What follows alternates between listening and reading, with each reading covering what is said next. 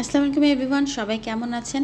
বাচ্চাদের জন্য নারিকেলের বরফি রেডি করছি, তাই মনে হলো আপনাদের সাথেও কেন না শেয়ার করে নেই কীভাবে তৈরি করলাম। হ্যাঁ, প্রথমে আমি একটা নারিকেল কুড়িয়ে নিয়েছি, খুব ভালো মতো সুন্দর করে একটাই নারকেল নিয়েছি, খুব বেশি নারকেল নিইনি।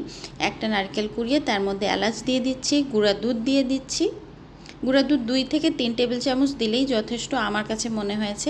আর চিনি 4 টেবিল চামচ আমি দিয়েছি।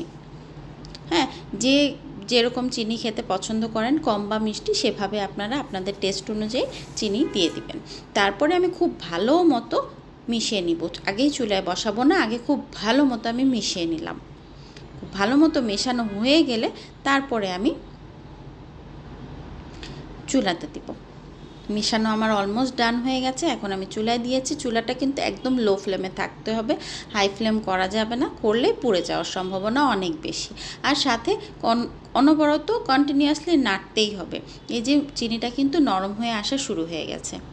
হ্যাঁ, নাড়তে থাকতে হবে। আর যখন দেখব যে একদম আঠালো একটা ভাব এসে গেছে, তখনই বোঝা যাবে যে হ্যাঁ, আমার বরফির জন্য নারকেলটা একদম রেডি হয়ে গেছে। এই যে একদমই নরম নরম আঠালো ভাব এসে গেছে। এখন কড়াই থেকে ছেড়ে দিচ্ছে। এখন আমি একটা প্লেটে নিয়ে হাত দিয়ে চেপে সুন্দর করে রেডি করে নিব।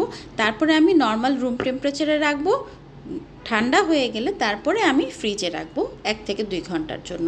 তারপরে আমি বরফি শেপে এভাবে কেটে নিলাম। আমার বাচ্চারা তো দেখে খেয়ে খুবই পছন্দ করেছে। আপনাদের কেমন লাগলো জানাবেন। Thank you.